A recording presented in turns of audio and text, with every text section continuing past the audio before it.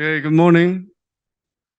One announcement, and that is I'll end the class a little bit early, roughly 10 o'clock.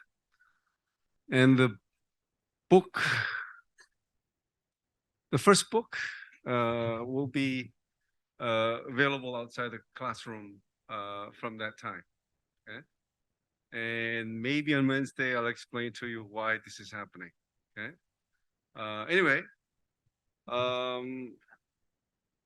this is so every week I will start with this slide so that we know what we talked about, what is going to be talked about for that particular class, and what's in store for you. Okay, so we're in week 2, Korean culture 1, and I don't know if I'll actually be able to start talking about Korean culture, but I'll try my best. Okay, so if you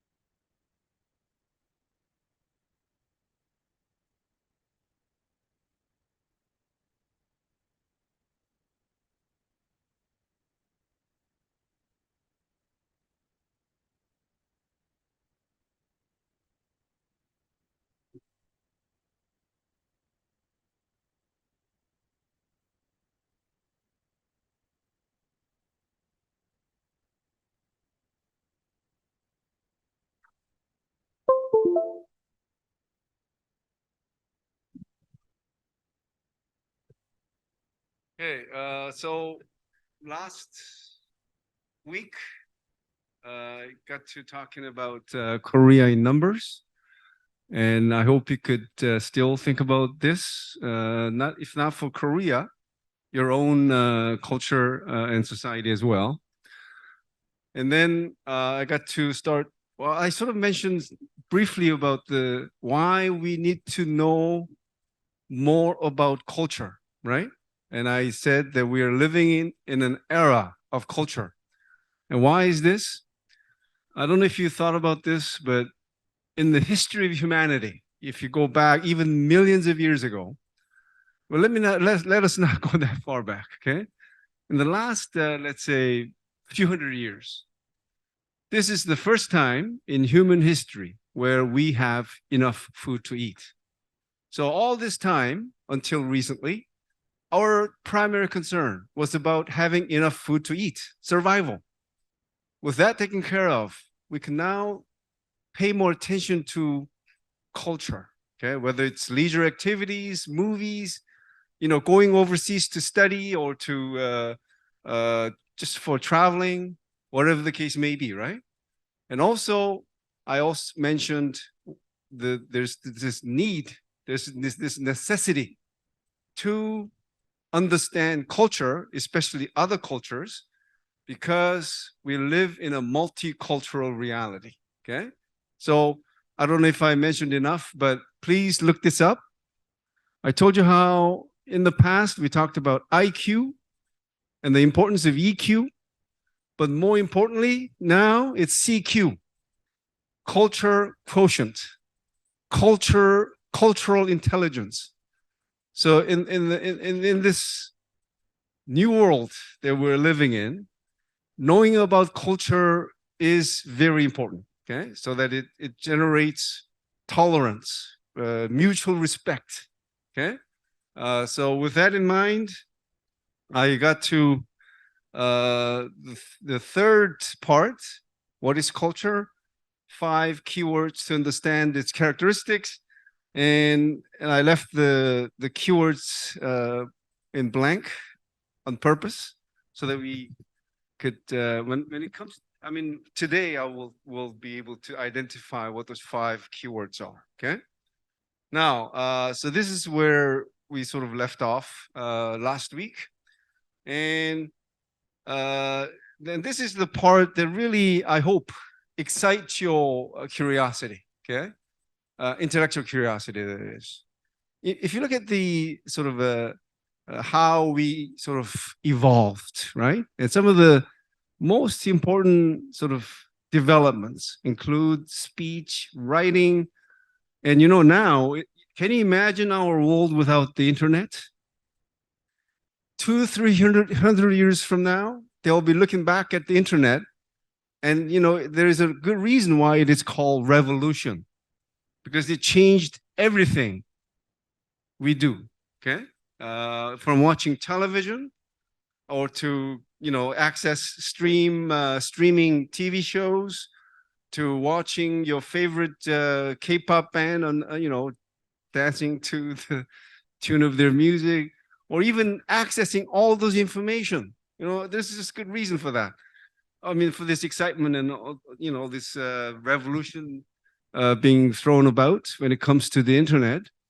When I was a student, if I had to look up anything, I had to go to the library, look up where that particular paper or book was located, on what floor of the library. Each time I had to look up something. Okay, even if it is a newspaper article, I had to physically go somewhere to access the information. Okay, but with the internet, so much have changed, right? Now, transport yourself back to 15th century. That's what printing press was like. Because before the advent of the printing press that produced all these books for the masses to read, ability to read, ability to write, or the exclusive rights of the elite. And they didn't want to share that. Okay? So please, in your free time, look up Gutenberg Bible and Protestant Reformation. These are some of the keywords I want you to look up. And I'll be repeating this over and over. Okay, that is, I'll be throwing at you some keywords, and if you are a good student like myself, you should look those up. Okay, so what happened back in like 500 years ago? Again, printing press back 500 years ago is about the same in terms of its impact as the internet today. Okay, and here's the reason why that is being said, right? So, and I also mentioned how China and Korea are sort of engaged in this sort of, I don't know if it's a tension, but there's a controversy as to which country invented the movable metal type. Okay? And I said how I don't give a care because it doesn't matter who invented it first. What matters is who made use of this invention, right? So yes, either Koreans or Chinese invented the movable metal type, which revolutionized printing. But it was the Europeans who made the first use of it, and everything changed. And I want you to think about this, right?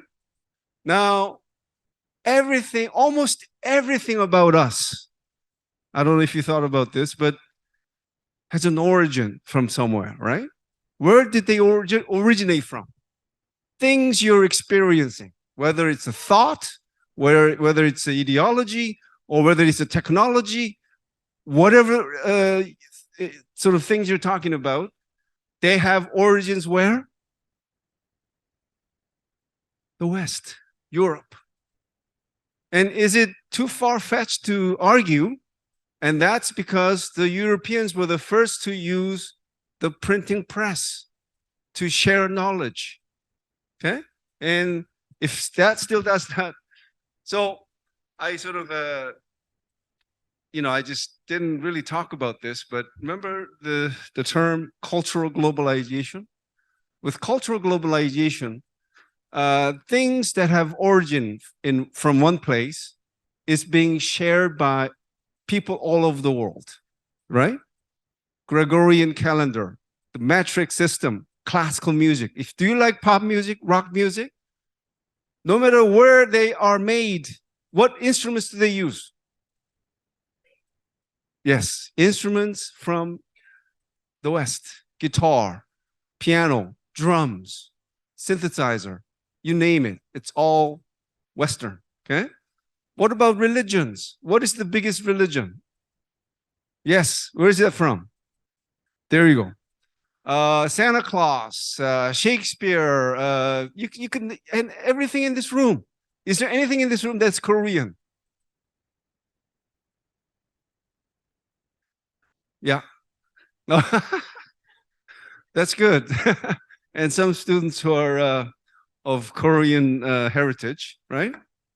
So here's some pictures. These are the movable metal types. Okay, before either again Koreans or Chinese invented this, they used like clay or woods carved out with words, right?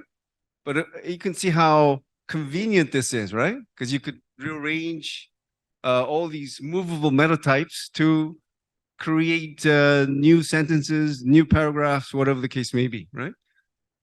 So there we go. And this is Chinese.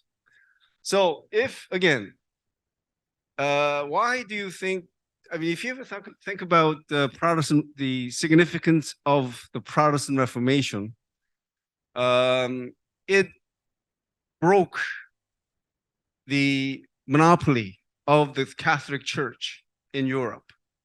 Okay, so back before the advent of the Protestant Reformation, Europe was like China. Okay, where China was totally monopolized by Confucianism. You couldn't say anything else. You could not study about anything else. It's all Confucianism. Now, before the Protestant Reformation, it was all Catholicism. As you know, the Catholic Church was very corrupt. Why? Because it was the most powerful organization in Europe. Okay? But so the major difference between China and Europe was that in Europe, Protestant Reformation happened. And the reason or the biggest factor that this was possible was because Martin Luther made good use of the printing press to share his ideas with the masses. And look at this. Did you know that even in Korea, this is quite significant. You see how conservative the Catholic Church was? Believe it or not, until the 1950s, all the mass all over the world were conducted in Latin. Okay? That's how strict and how unmoving, how unopen, how conservative the Catholic Church was. And Protestant Reformation broke that with the help of the printing press. And guess what happened after the Protestant Reformation? All these only in the West.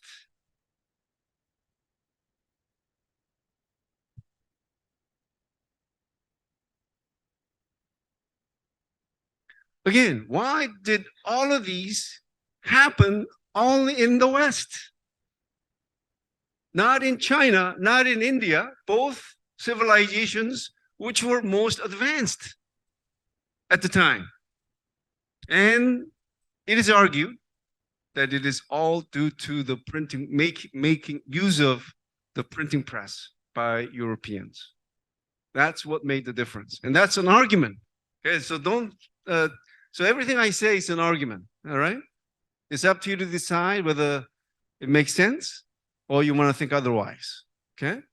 Because I'll be talking about the difference between collectivism and individualism.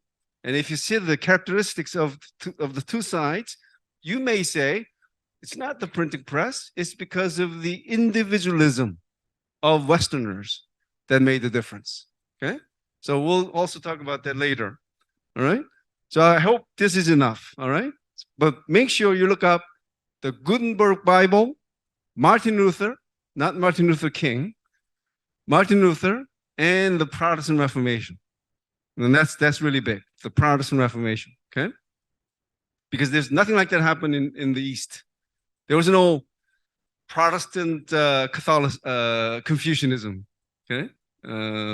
Anyway, so going back to this whole Homo sapiens, remember how I talked about the characteristics of Homo sapiens, right? The bipedal, family forming, thinking, and so on, right? So because they rely on culture, they are able to overpower much stronger, much powerful animals. Again, it's all because they use culture. Because culture includes tools, as you know, right? And so, as you know, Homo sapiens can be said to be the most successful species on the planet, right? And what made that possible? And the answer is culture. And what is the world population today? It is 8 billion, right? And do you know, just by looking at the size of the population, one could say Homo sapiens is the most successful species on the planet. Let's say in 10,000 BC, you know what the world population was, roughly? Roughly. That's too few. It is said that, it is estimated that back about 12,000 years ago, the world population was about 5 million. Okay? So in the span of 12,000 years, the world population has soared 1,600 times. And that means we're making that much more use of the land, we're making that much more use of the water, and it also means that because we're taking up so much land, so many animals have become extinct, and so many animals are endangered, right? So it's all because we're so successful as a species, right? But anyway, to the question of what accounts for the unprecedented success of our species, my answer, and answer for the many experts of cultural studies, is culture. And ask yourself, okay? And see if you could come up with a different answer, okay? And you could share that, whatever your conclusion you arrive at, you could share that with me, via the email. But as promised, so I think there's more about culture, and I just want to jump to this question of culture versus instinct. Okay, and if you have not really looked this up, it's a high time for you to arrive at your own conclusion. Do humans have instincts? And again, the question is, which is more efficient, or which is more advantageous, instinct or culture for survival? Okay, and it is argued that humans were also driven by instincts, but over time they discarded one by one because they realized that culture was more advantageous for survival. Okay? How is it possible that we could send humans to the moon? Is it instinct? It's culture. Okay? Because culture includes everything. Okay? Our knowledge, tradition, science, that is culture too. Okay? So, is there anybody who believes that we have instincts? If you use this definition, I mean, there could be many definitions of instinct, but I think this is a pretty safe definition of instinct. Instinct, by definition, is this. Instinct is an unlearned, biologically determined, and genetically programmed behavior pattern over which animals have no control. If you have dogs, I mean, you could make a personal observation, right? Although dogs could be trained to do certain things, okay? And what drives them to be trained? Rewards, and also the fear of the opposite, right? So again, you could say ultimately that how they are trained or how they learn to do certain tricks is basically based on instincts. Okay. Now, well, let me just go through the things I have here and come back to this question again. So there is this instinct, unlearned, biologically determined forms of behavior over which one has no control. That's instinct. Now, it is argued that we have something similar, and it is called reflex and drive. Okay? Reflex is an unlearned, biologically determined, involuntary responses to some physical stimuli, like sneezing or blinking of an eye. And we have more reflexes, but we lose them as we grow up, as this table shows. So in your free time, wow, you're going to be looking at a lot of things, right? Gutenberg Bible, Martin Luther, the Protestant Reformation, and now drives and reflexes, okay? So you can see how, I mean, we still have this even in our adulthood, but things like rooting, sucking, swimming, moro, palmar grasp, stepping, they disappear. And it shows here age of disappearance, right? So this is the only thing on this list where we still have it. It's permanent, okay? And that's reflex. But what's more interesting is actually, should I give you a few more seconds? Again, if I move on too fast, it's your job to look up on the internet, all right? What's more interesting is actually drives, okay? Drives are unlearned, biologically determined impulses that satisfy our needs, such as sleep, food, or sexual gratification. But you know what the difference between instincts and drives are? Drives can be controlled, and it could be steered in any direction you like, okay? And you could actually overcome. And what are some of the drives your what are some of the examples of human drives?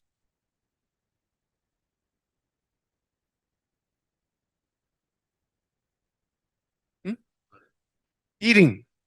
What else? Well, I already said it, right? Eating, sleeping, sex. What else? Well, anyway, here we go.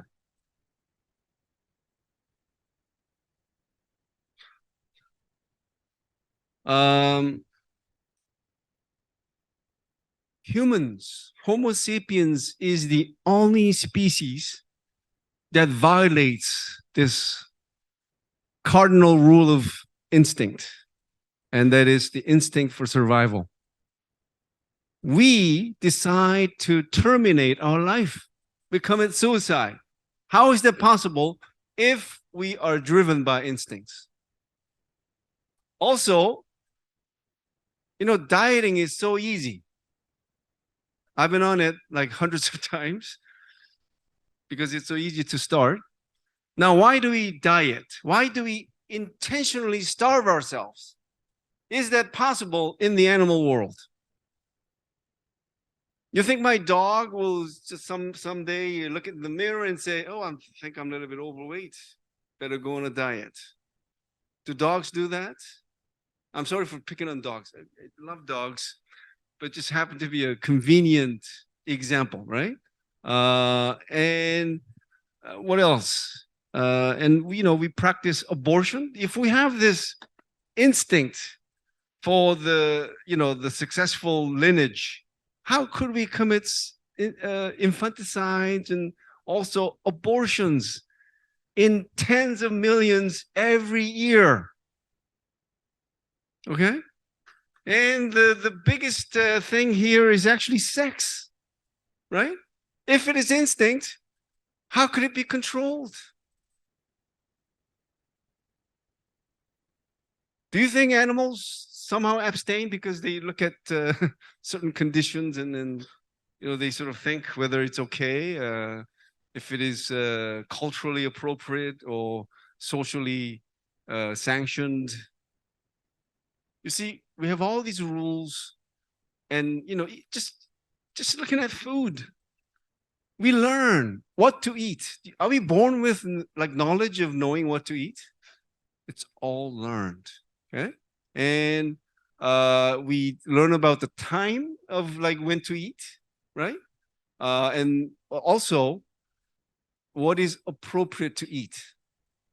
If we just solely relied on instincts, why do we not eat other humans? Yes, there have been instances of cannibalism, but that's not the norm.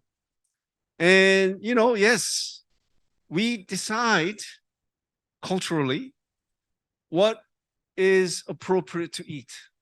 That's why dog meat is mired in controversy, because some cultures say it should not be eaten. Some cultures say it's okay. Yes, some Koreans still eat dog meat.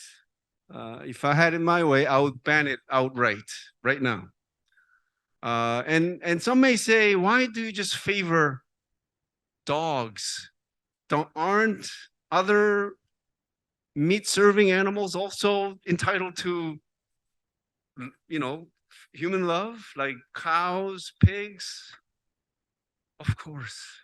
That's why I try to eat as little as possible. I'm not a vegan yet, but I do try my best to eat very little. And I would say I'll eat meat maybe 3 at the most. If I count all the meals in a week, eating meat would not count more than 5 times a week, all put together. Okay. And even when I have meat, it's a very small portion, maybe 100 grams. Okay. I think it's the least we can do, not just for the rights of the animals, but also for the environment. Okay. Anyway, having said all this, is there, maybe I shouldn't open this up for discussions, right? Because it may get too heated.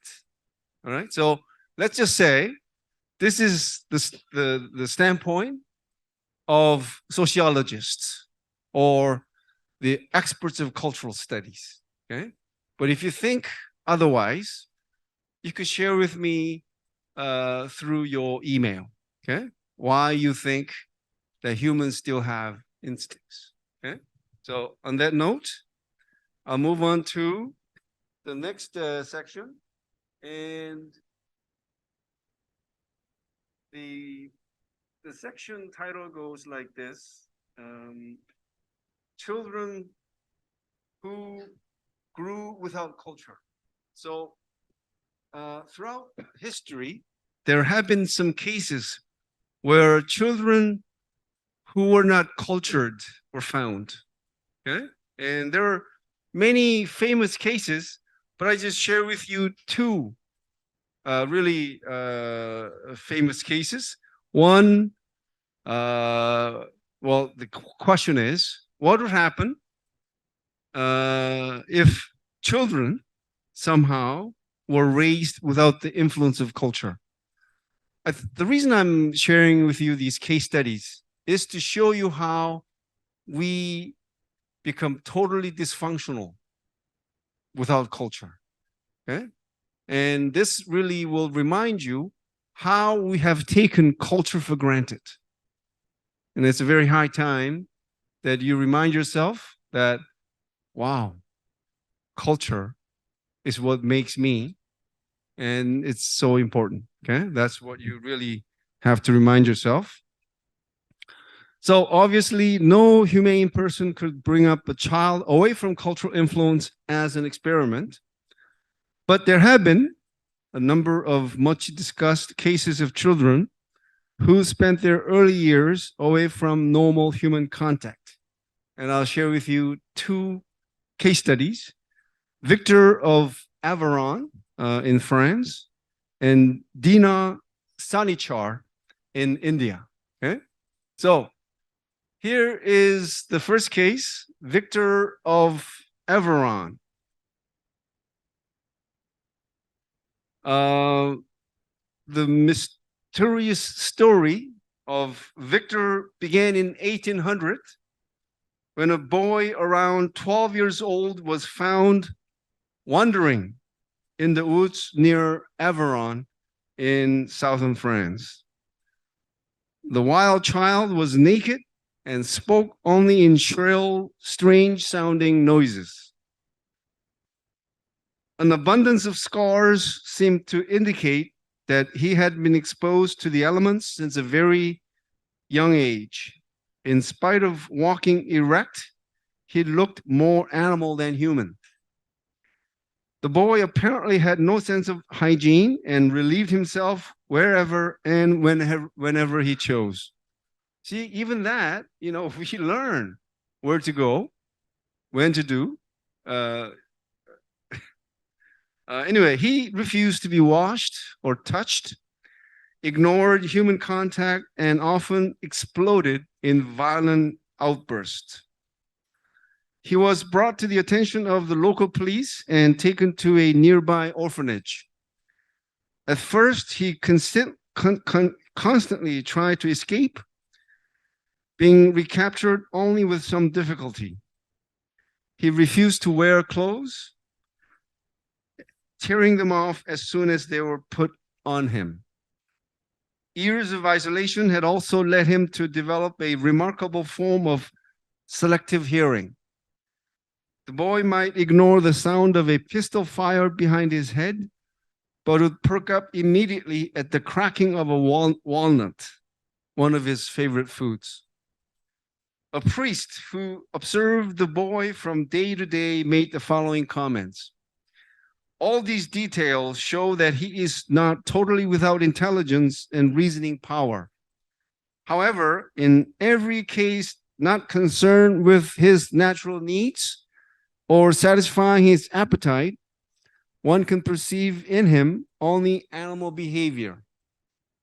If he has sensations, they give birth to no idea. He cannot even compare them with one another.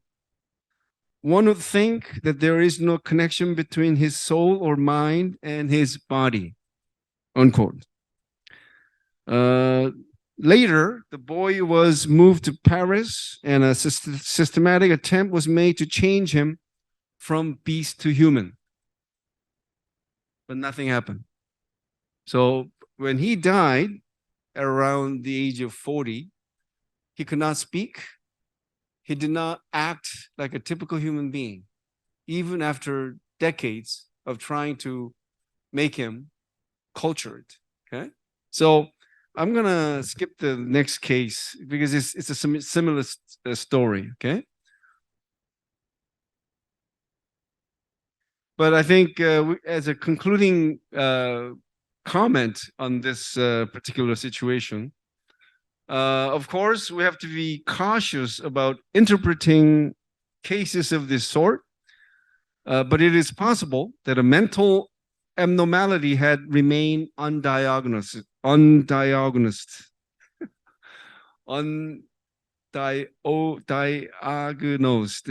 All right, that's good enough.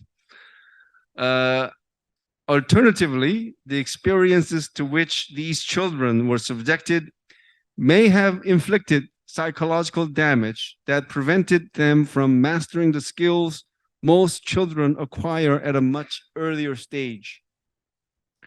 Yet there is sufficient similarity between these case histories and others that have been recorded to suggest how limited our faculties will be in the absence of an extended period of early socialization and exposure to culture. So, I mean, I went through these.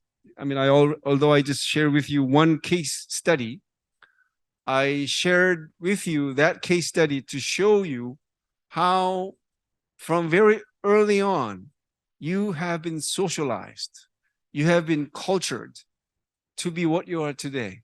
Okay, and I think this sort of shocking case is a reminder that you know, culture makes what we are. Okay, it completes us, and it's an ongoing process, right? Now, finally, we arrive at this question: what is culture? And this is the definition of culture. Okay, and it's sort of a dictionary definition. Okay, and culture consists of various components, as the next slide shows. So, yes, the definition is important, but what's more important is this.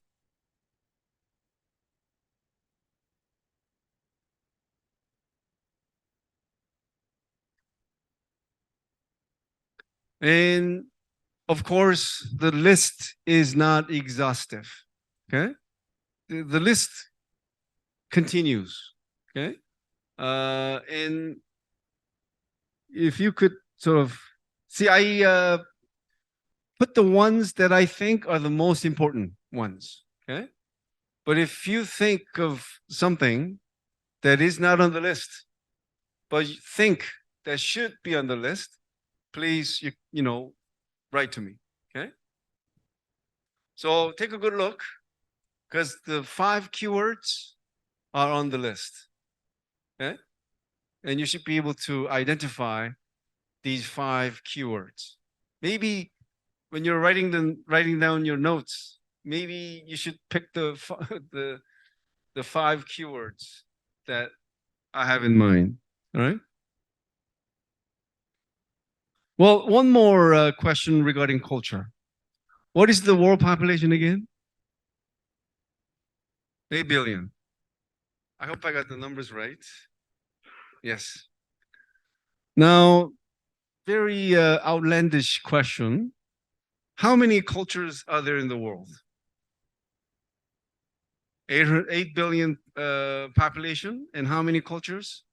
Now, to this question, you should be able to sort of ask back, what criteria do you use to distinguish cultures? Well, my question to you, what major hint? There are 2 criteria are used to distinguish cultures. What are they?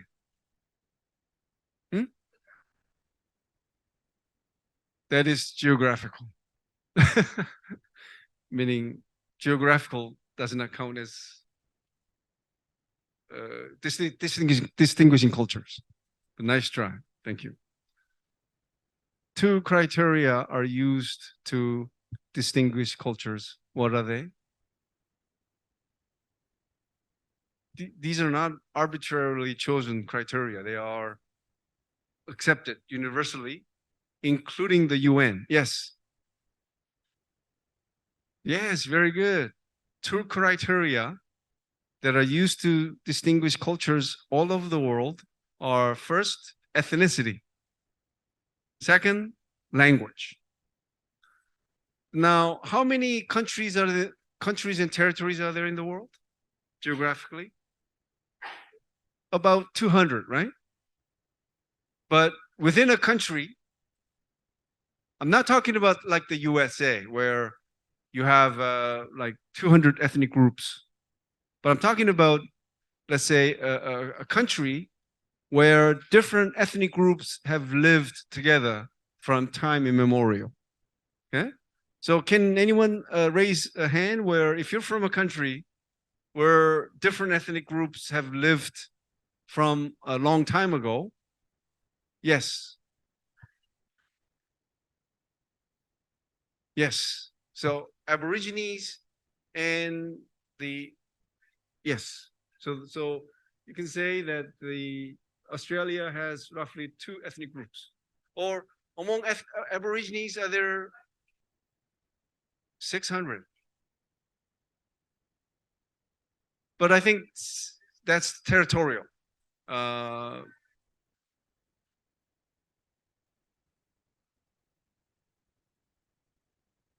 I see. Okay, so, okay, thank you. So let's just use an example from China. It's one country, but it has some 56 or so ethnic groups.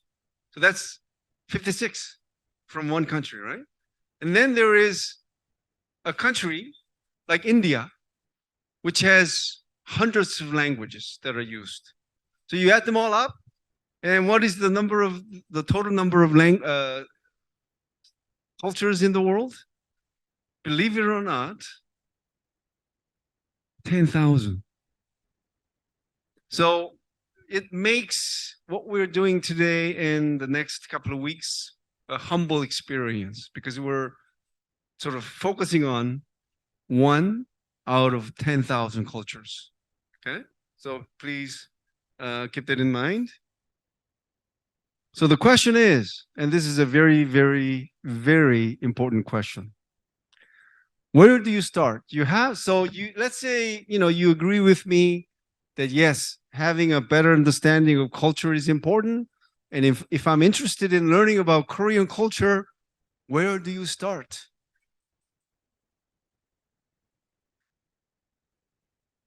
Okay, language. So you spoke about the first one already. So I'm reading the questions first, right? So, in other words, out of the vast array of elements that constitute culture, these, right?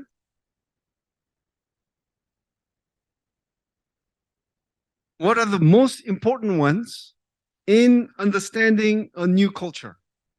For convenience, what are the 5 most important elements of culture that you need to understand in order to have a better understanding of let's say, new culture?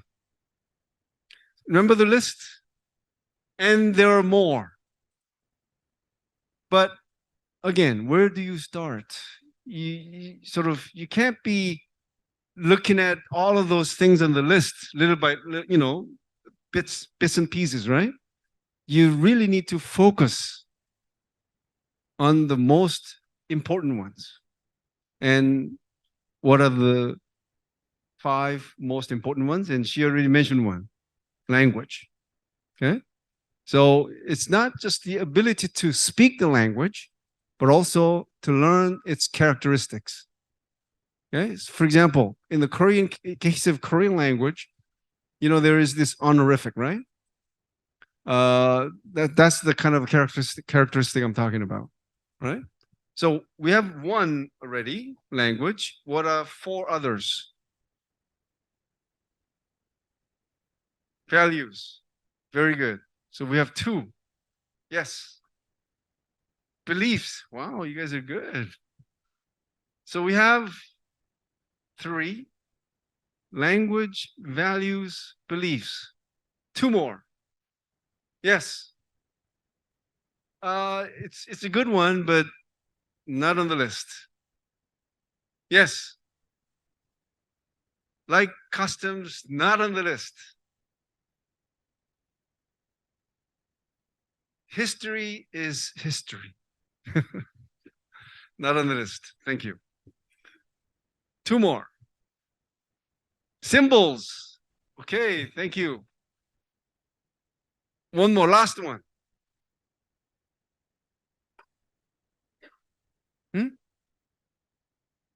No, thank you. I mean, it's an important one, but not on the list.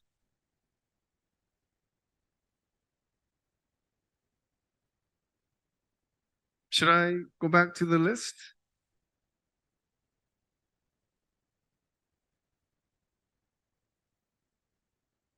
And please, nobody should mention foods. I mean, yes, wherever I go, food is, does leave a lasting impression, but it tells me nothing about the worldview, mindset of the local people. Okay, so in that, by extension, just by learning that Koreans eat kimchi, do you learn anything about Koreans? Same thing goes for the Korean traditional hanbok. Did I see a hand? Yes. Wow, thank you. Norms. Now, without looking, what are the 5 most important?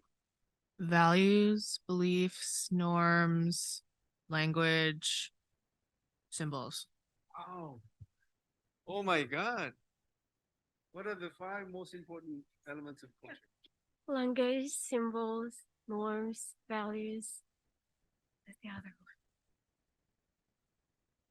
Beliefs. Thank you. So, could you do me a favor and actually promise me that you will count these 5 before you fall asleep today? Okay? I hope you never forget this. Okay? If there's anything you take away from this course, 10 years later, think of these 5 elements. And whenever you want to explain something about your culture, focus on these 5. All right? And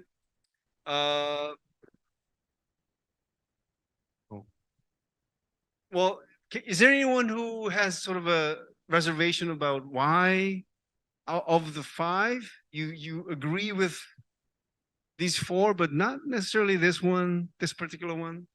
Is there anyone that any of the 5 you have some reservation about? I'm sort of jumping ahead, but just to give you an idea, like, why is value important?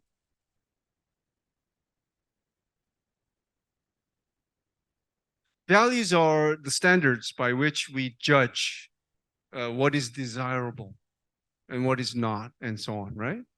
So in your case, for exchange students, if someone asks you, why did you decide to come to Korea, Korea University as an exchange student, I'm sure your values shaped your decision, okay? And if you look at your parents and sort of think, why did they get married? Well, what do you think? Values, right? So, and I sort of mentioned the life decisions that are really important, but sometimes because of values, even for trivial things, you rely on the values you have to decide. Okay, for example, when I was a student, and I would be sitting at the same spot at the library, friends would always come to say, "Hey, let's go for coffee." So let's say I just came back from a coffee 10 minutes ago, but another friend comes and says, "Hey, why don't we go out for coffee?" And I went out every time. Why? Because I valued friendship. So see how even for trivial decisions, our decisions are based on values we have. Okay? But the crazy thing is, if I ask you, what are the most important values, your personal values, or even cultural values of your country, they get stuck at about 3 to 5 at the most. So by the time we are finished with this value thing, I hope you become a person of value, meaning you could identify what your values are, okay? As a member of a particular culture and also as a individual person, okay? So anyway, so the 5 most important cultural elements include symbols, language, beliefs, norms, and values. And for the next 2 weeks, I'll be talking about Korean cultural symbols, Korean language, Korean beliefs. I mean, just if you look at beliefs, you may be confused. So I'll just spell it out for you. It refers largely to religions. Okay? So it makes more sense, right? That way. And what are norms? They are rules of conduct. Things you should do, things you should not do. So I'm sure in the case of exchange students, you know, if you were sort of, if you wanted to be more prepared, you probably looked into or asked Koreans things you should not do, things you should do while in Korea, right? So, those are norms, right? And values. So there's a culture, and I call these 5 pillars, okay? 5 pillars of culture. And who is seeing this for the first time? Okay. Because when I first saw this, I was so impressed that somebody could actually come up with this kind of figure, right? And because it makes total sense, right? Because what you see as a culture or on the surface, it's like an iceberg, okay? Iceberg is like this. What's on the surface accounts for about 10-20% of the total mass, okay? And that's what culture is like. Culture is, so what you need to focus more on in truly understanding the target culture is this, okay? And it's called deep culture, okay? And I hope you could look this up, cultural iceberg, because you could apply this concept to others too, okay? All right, so I'm gonna stop here and continue on with the 5 elements, starting with Korean cultural symbols on Wednesday, okay? Thank you.